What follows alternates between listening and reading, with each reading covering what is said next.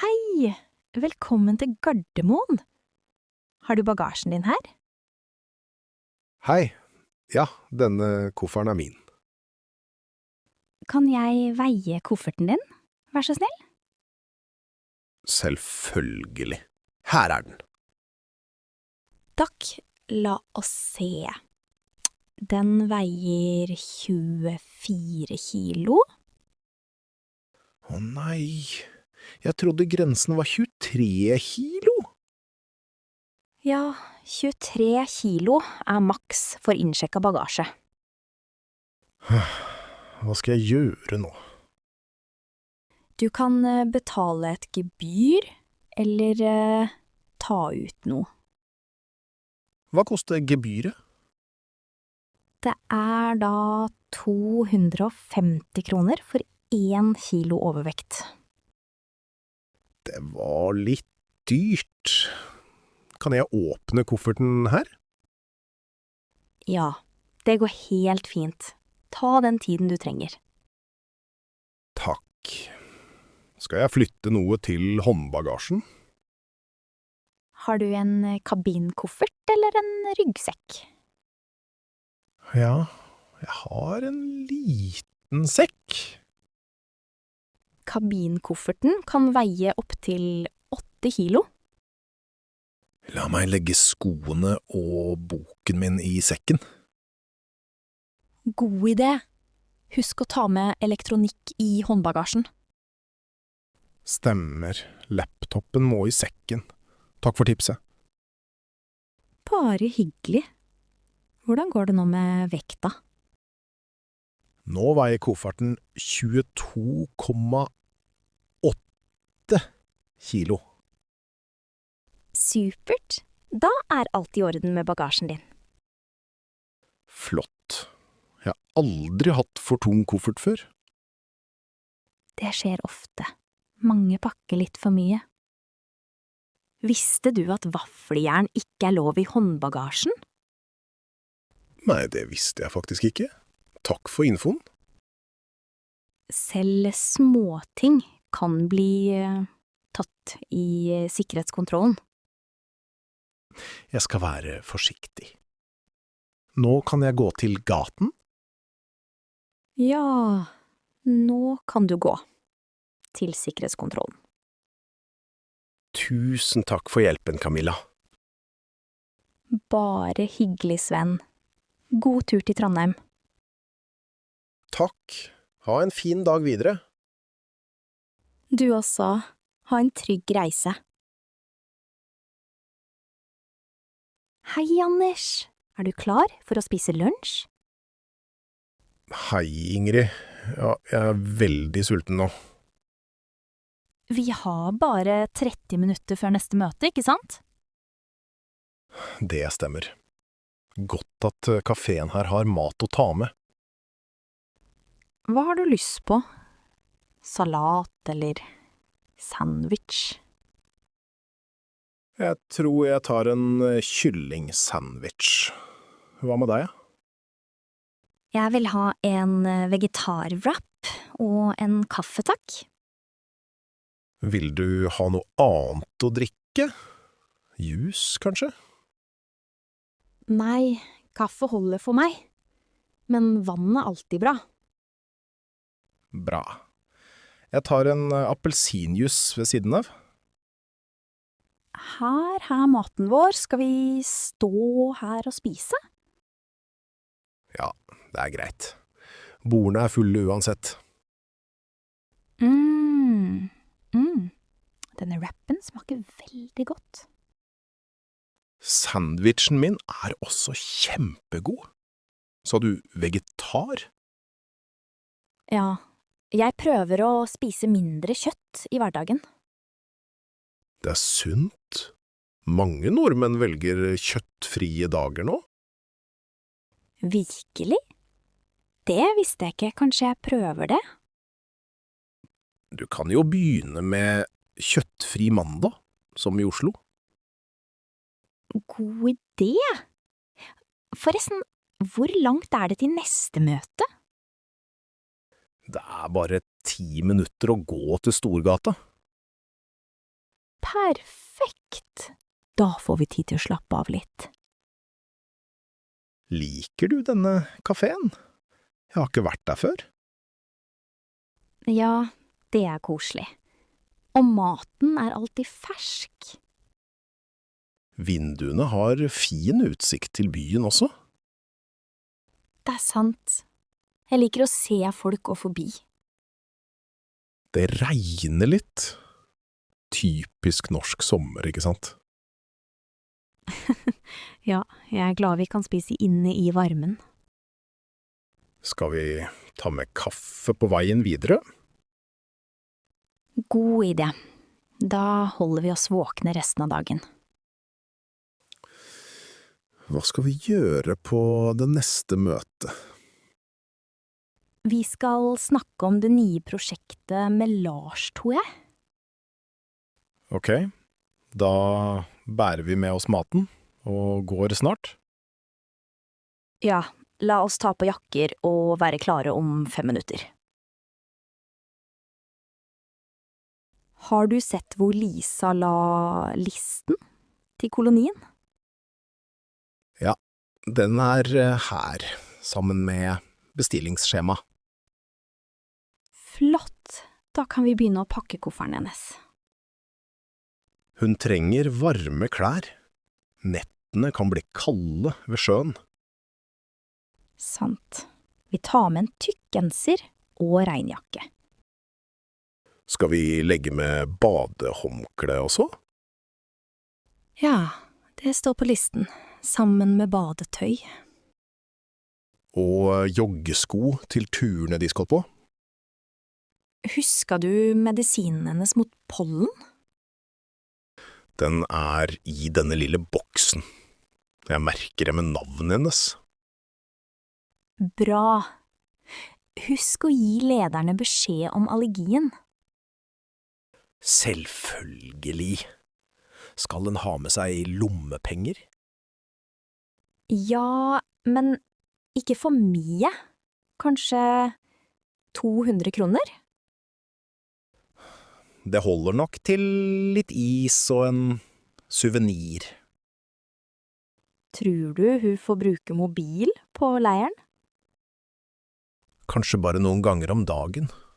Ofte har jo de mobilregler. Det er fint. Da deltar barna med i aktivitetene. I Norge liker mange leirer å ha mobilfrie timer. Hva med kort eller noen kan skrive på? Ja. Det er hyggelig å motta post fra leiren. Vi legger med noen frimerker også. Hvilket klokkeslett reiser bussen i morgen? Bussen går 8:30 fra sentrum, ved torget. Da må vi stå opp tidlig og spise en god frokost. Har Lisa pakka yndlingsboken sin? Den ligger her. Hun liker å lese før hun sovner. Trenger hun noe å spise under reisen?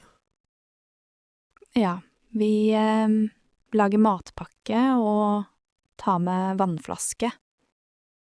Hun gleder seg, men er litt spent på å være borte. Det er helt normalt. Mange får nye venner på leir. Det blir sikkert mange morsomme aktiviteter. Norske leirer har ofte kano, naturstier og leirbål. Da tror jeg vi har alt klart i kofferten. Takk for hjelpen. Nå er Lisa snart klar til eventyr. Kan du hjelpe meg med fryseren, Erik? Selvfølgelig, Ingrid. Hva skal vi gjøre først? Vi må ta ut alle de frosne matvarene. Ok, jeg ser masse is her.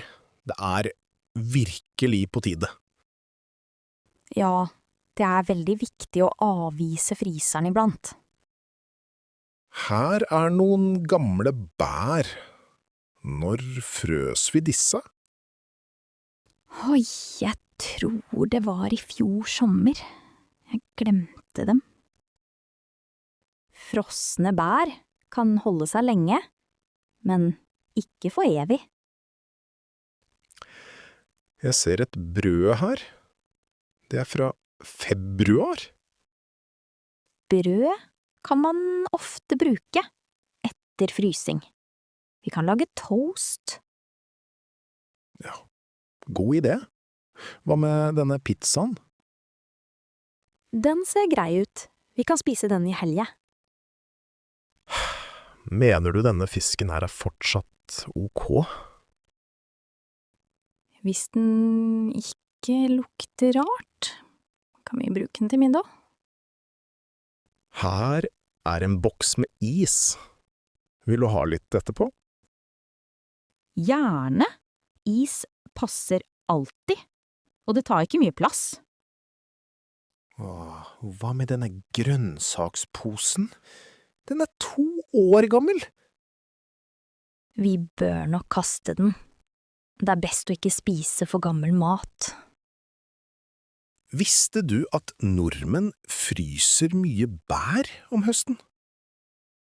Ja, det er vanlig her. Vi lager ofte syltetøy av dem. Her ligger det kjøttboller. De ser fine ut. La oss lage kjøttboller med potetstappe til middag en dag. Hva med alle disse små fryseposer med rester? Restemat er smart å fryse, men vi må bruke den opp. Jeg viser deg en pose med noe ukjent. Hva er dette? Jeg aner ikke. Kanskje en suppe? Tror du vi kan lage lapskaus av det? Kanskje. Lapskaus er bra for å bruke rester. Bra. Nå er fryseren snart tom. Perfekt. Da kan vi begynne å avise.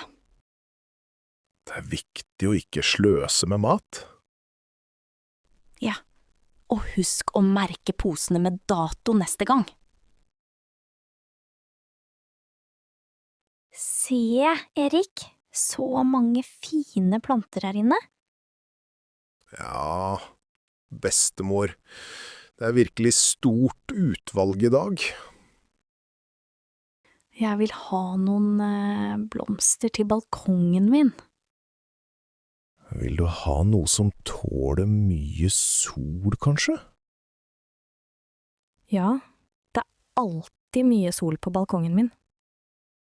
Hva med denne pelargoniaen? Den liker sol godt. Åh, den har vakre rosa blomster. Det liker jeg veldig godt. Trenger du mange planter, eller bare noen få? Kanskje 3 stykker er nok for meg, tror jeg. Vil du ha forskjellige farger? Ja, rosa, rød og kanskje gul. Det blir hyggelig. Disse pottene er også fine. Vil du ha keramikk? Ja, keramikkpotter holder bedre på vannet. Det er sant. De er også fine å se på. Hvordan skal jeg vanne dem? Jeg glemmer det mye noen ganger. Du kan bruke en vannkanne annenhver dag.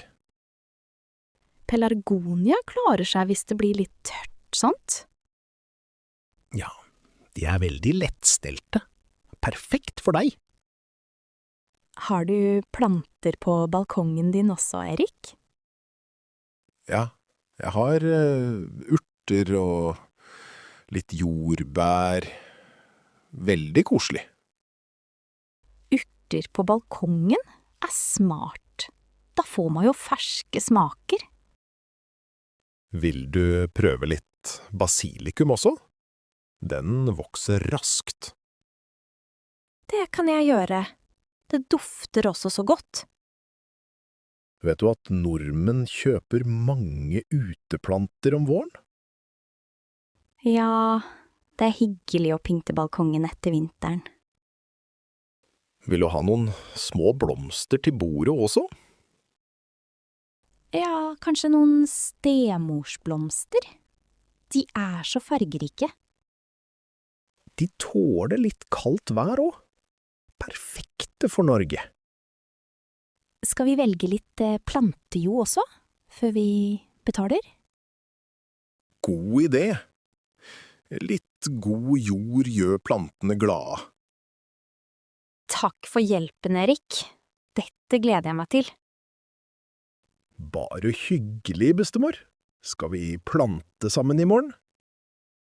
Ja, det hadde vært koselig. Takk igjen. Pappa, kan du hjelpe meg med universitetssøknaden? Selvfølgelig, Ingrid. Har du alle dokumentene klare? Jeg tror det. Her er passet mitt og vitnemålet fra videregående. Bra. Du trenger også karakterutskriften og anbefalingsbrev. Vi har et anbefalingsbrev fra læreren min her. Mangler jeg noe annet? Har du skrevet motivasjonsbrevet ditt ferdig? Ja, det er her. Kan du lese over det for meg? Selvfølgelig. Det er viktig å gjøre et godt inntrykk. Er det vanskelig å finne studentbolig i Oslo? Det kan være litt vanskelig. Mange søker samtidig. Men SIO har mange boliger for studenter. Jeg håper jeg kan få et rom nær universitetet.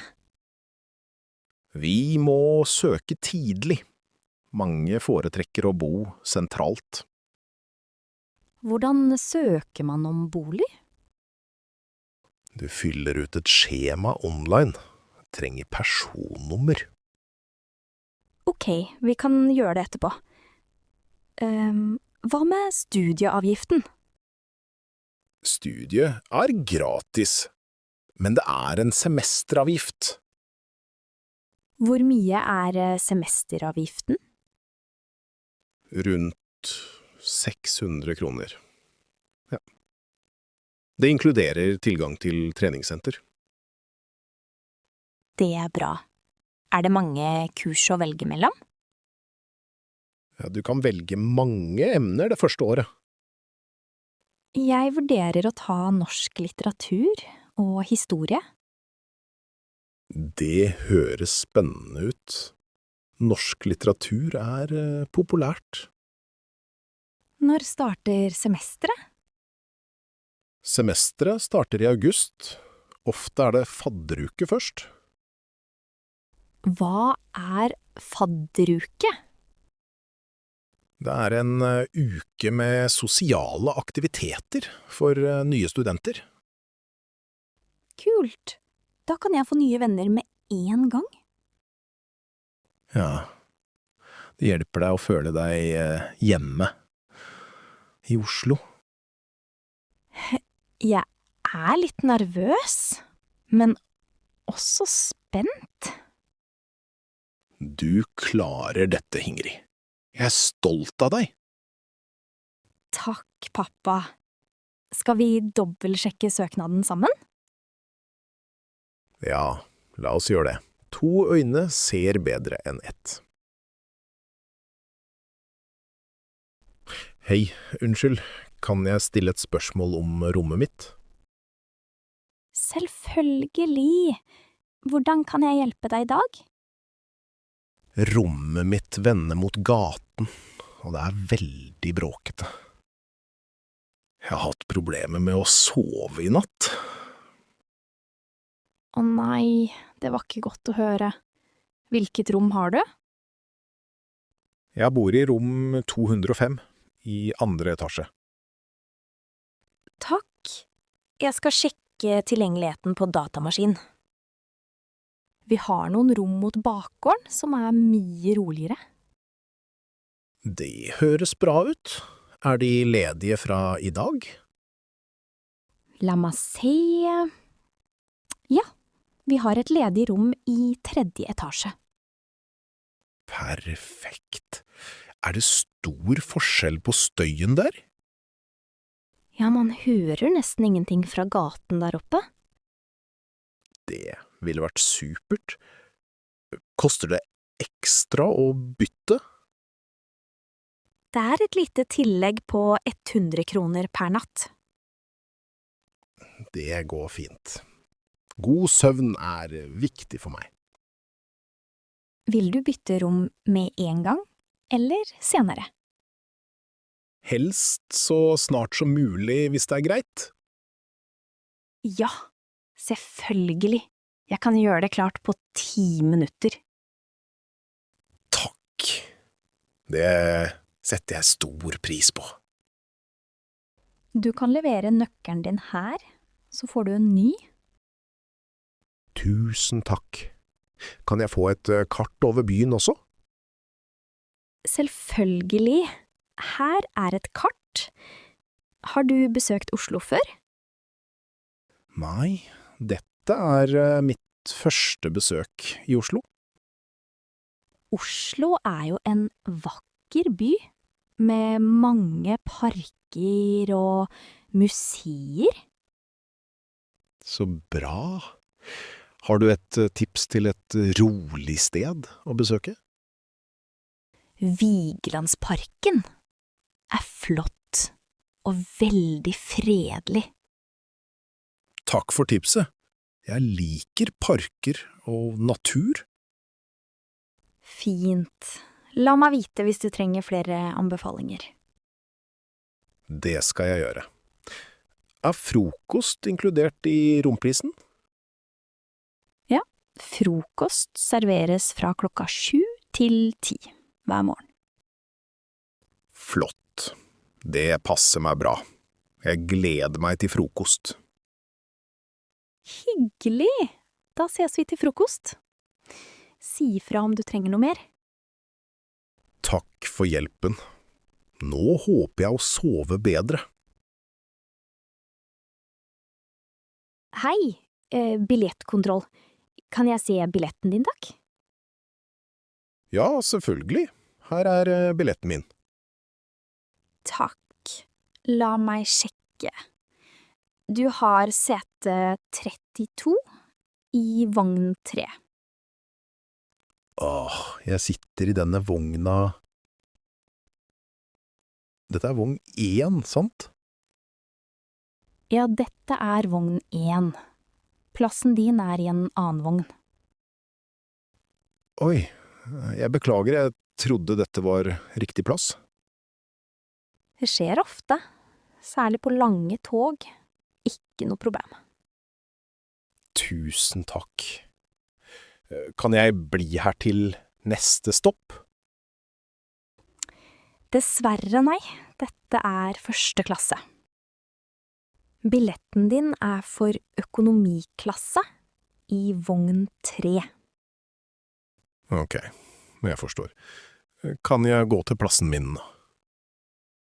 Ja, selvfølgelig. Toget stopper ikke før om 10 minutter. Fint. Jeg tar bagasjen min.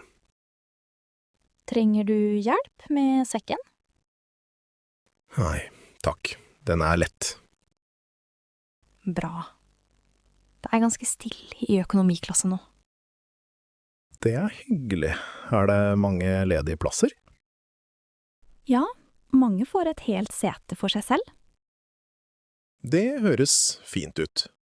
Dette er min første togtur i Norge. Velkommen. Toget er veldig populære her. Jeg liker dem allerede. Toget er rent og rolig.